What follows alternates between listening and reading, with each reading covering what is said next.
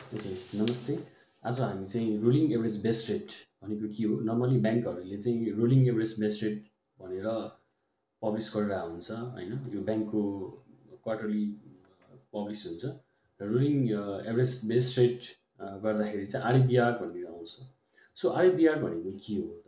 होइन, आरबिआरले हामीलाई कसरी फरक पार्छ त भन्दाखेरि चाहिँ यदि तपाईँ कुनै ब्याङ्कमा लोन लिन जानुहुन्छ भने त्यहाँ चाहिँ तपाईँले लोन डिपार्टमेन्टमा जाँदाखेरि चाहिँ त्यहाँ तपाईँले चाहिँ इन्ट्रेस्ट रेट कति हो भनेर सोद्धाखेरि चाहिँ आरबिआरको 2% अथवा चाहिँ 2.5% अथवा 3% भनेर भन्नुहुन्छ।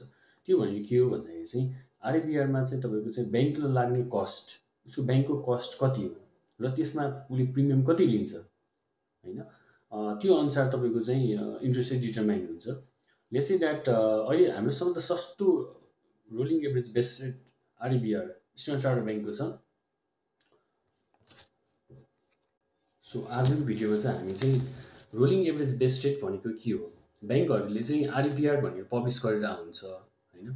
अनि हामी कुनै ब्याङ्कमा अथवा चाहिँ भनौँ न ब्रान्चमा चाहिँ हामी लोन लिन जान्छौँ र त्यहाँ चाहिँ लोन डिपार्टमेन्टमा जाँदाखेरि चाहिँ आरबिआरको 2% अथवा चाहिँ 2.5% अथवा चाहिँ आरबिआरको 3% हामी चाहिँ इन्ट्रेस्ट लिन्छौँ भनेर भन्नुहुन्छ होइन। सो आरबिआर भनेको के हो भन्दाखेरि चाहिँ ब्याङ्कको लागेको कस्ट, त्यसमा चाहिँ तपाईँको सबै ब्याङ्कको एक्सपेन्सेसहरू, उसको कस्ट अफ फन्डहरू सबै जोडेर चाहिँ यो क्वार्टरली डिटरमाइन हुन्छ। 3 महिनाको चाहिँ इन्ट्रेस्ट रेटको चाहिँ एभरेज निकालेर चाहिँ आरबिआर तपाईँको rolling average best rate determine गरिन्छ ब्याङ्कहरूले चाहिँ। र आरबिआरको उसले लागेको कस्ट, ब्याङ्कको कस्ट प्लस ब्याङ्कले लिने प्रिमियम, प्रिमियममा ब्याङ्कले प्रफिट हुने भने त प्रिमियमबाट, त्यसलाई हामी पिआर पनि भन्छौँ सर्टकटमा होइन।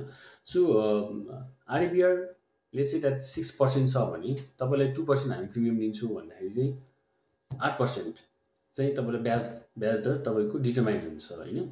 सो सबैभन्दा कम ब्याज भनेको तपाईँको स्ट्यान्डर्ड चार्टर्ड ब्याङ्क एससिबीको छ, त्यसको चाहिँ स्ट्यान्डर्ड चार्टर्ड ब्याङ्कको चाहिँ 5.02% छ। सो 5.02%मा अथवा स्ट्यान्डर्ड चार्टर्ड ब्याङ्कले कुनै ब्रान्चमा जाँदाखेरि स्ट्यान्डर्ड चार्टर्डको म तपाईँलाई 2% प्रिमियमसम्म दिन सक्छु भनेर भन्नुहुन्छ होइन। सो हामीले चाहिँ 5.02मा चाहिँ 2% उसले एड अन गर्छ।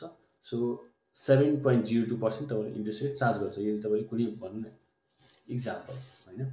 सो त्यसरी चाहिँ ब्याङ्कहरूले चाहिँ तपाईँको इन्ट्रेस्ट रेटहरू चाहिँ आरबिआरको बेसिसमा डिटरमाइन गरेर आउँछ। सो हामीले मेन कन्सर्न पार्ट चाहिँ प्रिमियम कति लिने, हामीले बार्गेनिङ गर्न सक्ने ठाउँ भनेको प्रिमियममा हुन्छ।